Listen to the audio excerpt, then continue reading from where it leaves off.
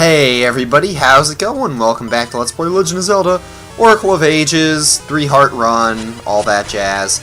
Last time we cleared up Dungeon 4, and we also got over here to Dungeon 5, which we are doing right now.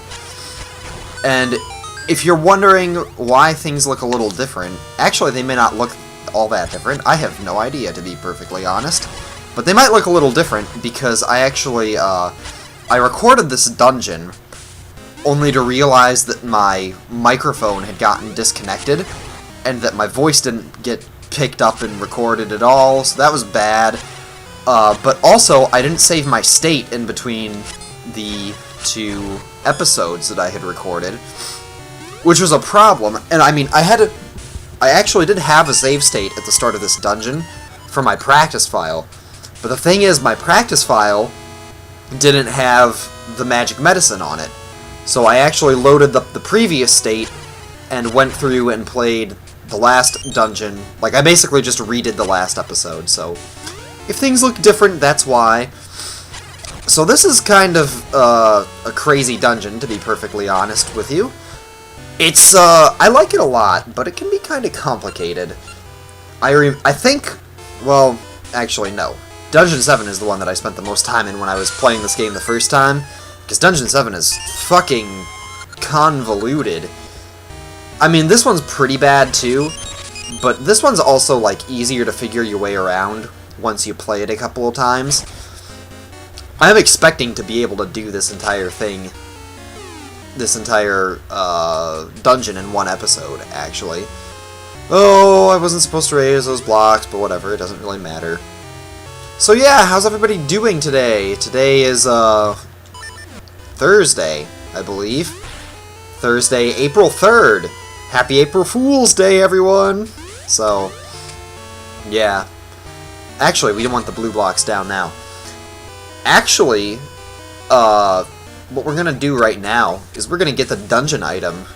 And I know that seems like we're getting it awfully early in this dungeon, and you do. You actually get the compass really late. But you need this item that we're going to get to do lots of stuff, like that, which I just tried to do because I'm an idiot. And it's actually right here, which is kind of funny, I think. Now this, there's probably like a super pro way that you can do this really quickly, but I am not super pro, so we're just gonna wait for those things to turn around. Oh, I missed one. Wow, that's like the definition of stupidity, right? So anyway, you stand on the switch here in this room and you see this pattern of colored tiles. You jump across the pit and, oh, look at that! Colored statues! So all you gotta do is, you gotta obviously put the colored statues where they would go if they were the colored tiles on the right-hand side of the room. So, it's pretty easy. I don't know if this is the fastest way to... oh, shit. I actually got that backwards. Whoops, no big deal. Yeah, so you just do that. And there's the chest. And you get the Cane of Somaria, or Somaria, or some kind of pronunciation. I mean, it doesn't really matter. So that item first appeared in A Link to the Past, obviously. And it was a little more awesome in that game because you could make the blocks that you create explode. And I mean, how awesome is that? You could use the cane as a weapon. And if you watch speedrunners, they actually do, for like specific strategies for clearing out certain rooms as fast as possible, they do use the cane as a weapon. So, just something really cool. And now in this game, since you don't have a magic meter, you can create pretty much an infinite amount of blocks, and it's just like, oh, whatever. You can only have one out at a time, though, so... Anyway, now what we're gonna do is we're gonna amass a collection of keys. Because to get the boss key, you need like 4 small keys. And to get most of the small keys, you actually do need the cane. So, you can also use the cane in 2D planes, like that. Just make a block. Jumping over these sparks, I think, is kind of hard. But, you know, you get a little practice. It's like you gotta kind of jump a little earlier than you think you really have to. So now we can jump up here. That guy's just running around the side of the room.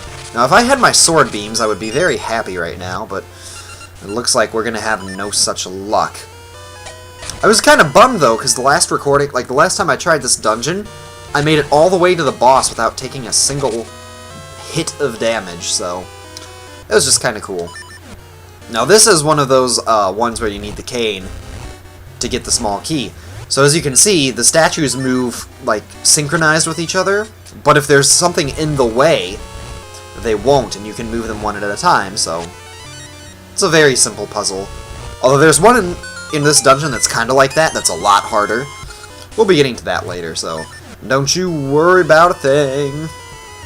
Now, one thing, though, that you gotta make sure you do, and I forgot this, I've forgotten this a couple times, and it's not anything huge, it's just like an annoyance, so if you do forget it, it just sucks. But make sure the red blocks are up, which means that the blue blocks are down, because the staircase is surrounded by a bunch of blue blocks, so if the switch is the wrong position, you'll be locked in, and you'll have to go through this whole 2 screens again, and then go back, and it's just kind of tedious. Actually, 3 screens, because you got this one. Let's not forget about this one, right? With the BMOS. Oh, by the way, I never actually mentioned this, but I've been doing it throughout, like, the whole episode, is that the BMOS, you can actually jump over their laser beams with the Roc's Feather. And you can jump over other hazards, too. Like, you can jump over the sparks and the anti-fairies, but we will get a better way of dealing with those particular hazards, I guess. I mean, they're not exactly enemies. They're really just more like annoyances. We'll have a better way of doing that in the next dungeon, actually, so get excited! Actually, if we were playing Oracle of Seasons, we would have a much easier way to deal with them from basically the start of the game. Because in case you didn't know, you can defeat them with the boomerang. But in this game, you don't get the boomerang for a long time. As a matter of fact, you don't get the boomerang until after you complete this dungeon. And it's an optional item. I didn't even know there was a boomerang in this game the first, like, 3 times I completed it. Because you have to remember, this was in the days before GameFAQs, and the official Prima guide, or the Brady Games, or whoever published the guide, they didn't say anything about this, so god damn it. Just fucking moblins. Oh, that asshat. Okay. Let's make sure that we don't fall into the pit. This room can be kind of dangerous, to be perfectly honest here. It's one of the ones that I never look forward to having to do. But, you know, it's also not that bad. Once you get here, I think there's, like, a more detailed path that you can follow. But I just like to do the trick where you can jump 2 spaces at once if you're running, so... And I mean, you have the Pegasus seeds for it, so why not? And now you can just switch hook across there. And I mean, the switch hook is, like, obviously a hookshot ripoff, but I think the switch hook is kind of cool. It's, like, a bit of a different concept. I thought I had my Roc's Feather equipped, so that was kind of dumb. Yeah. Whew! Those likes. I believe they're pronounced likes, right?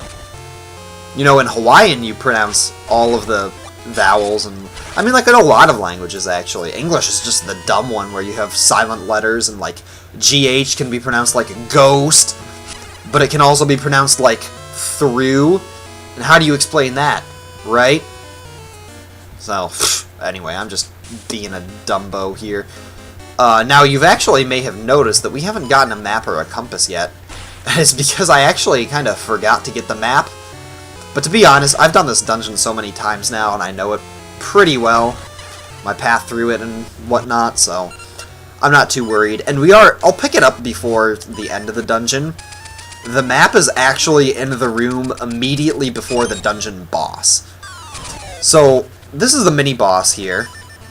The Smasher. And this guy was in Link's Awakening as well. But you didn't have Pegasus Seeds then, and having the Pegasus Seeds make this thing a whole lot easier. Because you can just throw the ball a lot faster.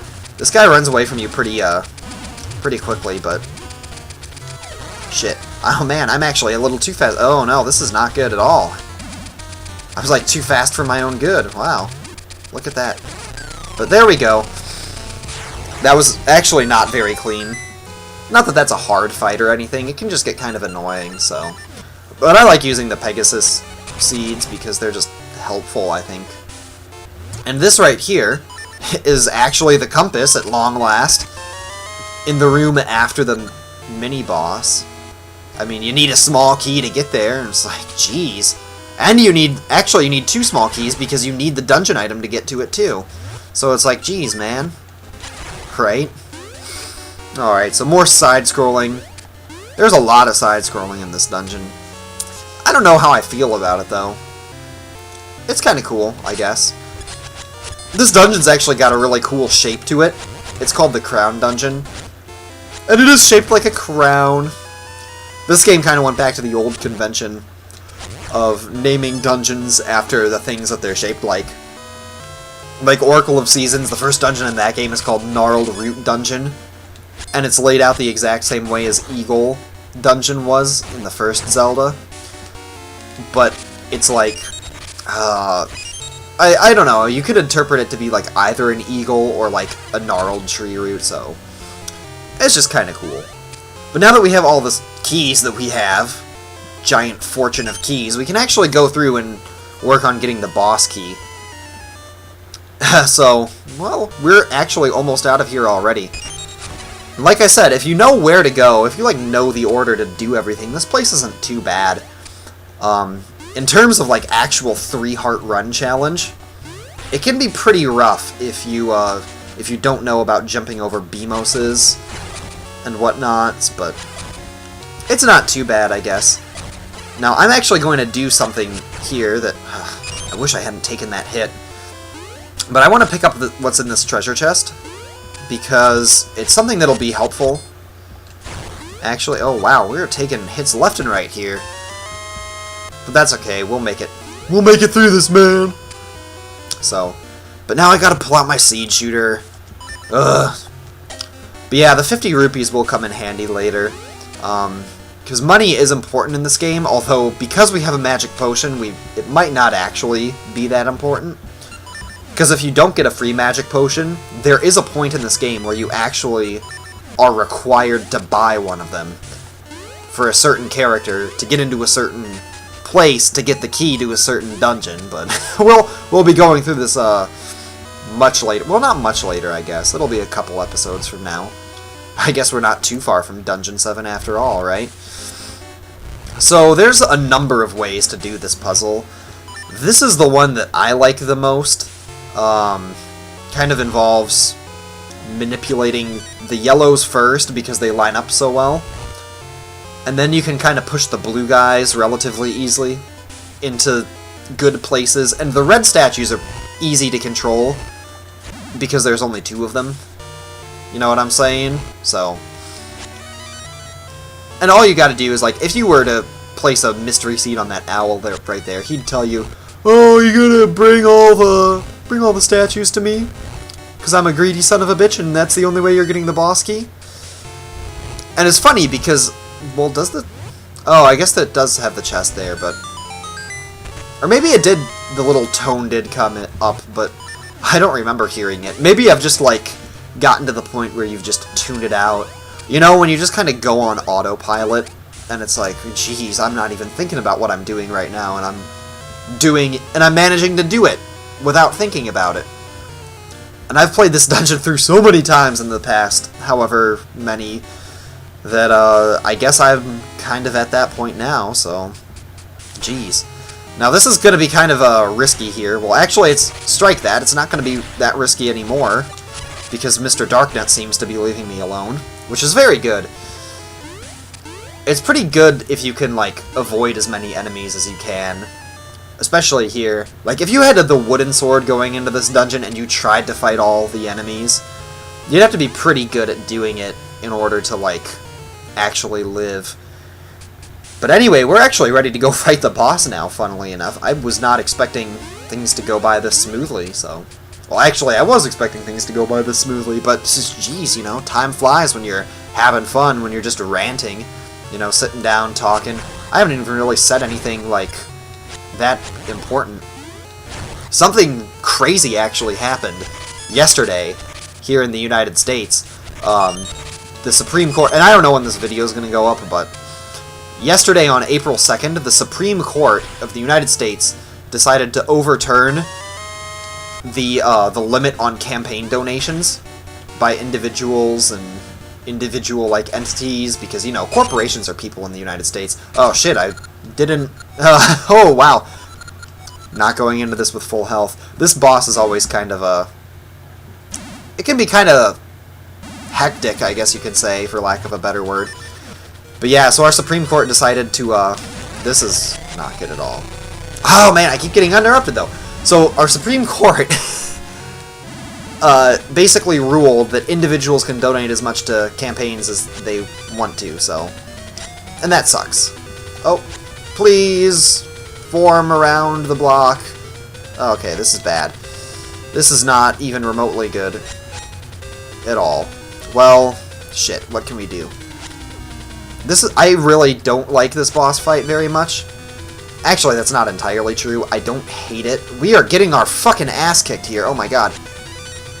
I'm glad I got that magic medicine. Oh, wow. Whew! We very well may see a use of magic medicine here, so... But this one's pretty easy, right? So... It's okay.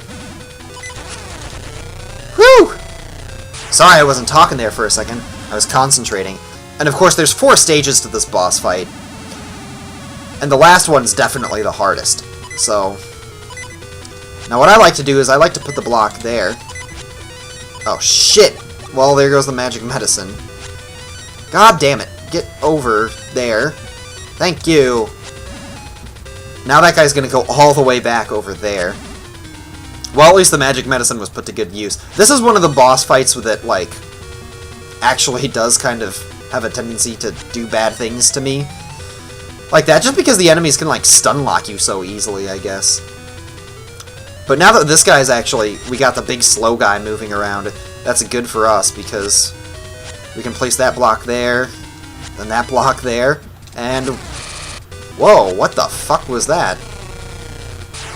Actually, what the fuck was that? I've never seen that before! So, that was not a very clean boss fight, but I'm glad we had magic medicine for it. I'm glad I went and kept it. Something, actually, on the last, like, practice run I did at this dungeon, when I did have magic medicine, something stupid happened. I actually got killed by the Beamos in that room before the boss key, so... Anyway, I hope you guys enjoyed the Gorons, because we're not done with them yet, not by a long shot. We're gonna have a whole other video of stuff before we go to Dungeon 6 here. Huh? I was digging a new tunnel and ended up here. Hey, what are you doing here? Don't you know? Games are the new fad on Rolling Ridge. You should check them out too. So, yeah, there's actually another essence here on Rolling Ridge. Believe it or not. Oh, Maple Fight. There's always a Maple Fight. I was actually going to go to the Fairy Fountain to the one screen to the east, but we can fight Maple too. See if she drops us another free magic medicine. I guess not. So, let's get some rupees while we're at it, right? You need more rubies! You little... I'll remember this! Alright. That was actually kind of dumb of me. Well, I guess it's not too dumb, because it is a fairy and it's important to have full life, so... Now, actually, what I'm going to do in between episodes is I'm just going to climb back up to the outside of Dungeon 5, and I'll meet you there. And next time on Let's Play The Legend of Zelda Oracle of Ages 3 Heart Run, we're going to do all the things that we have to do before we go into the 6th dungeon. And the 6th dungeon is going to be kind of tricky, so... Well, I'll see you guys next time. Bye.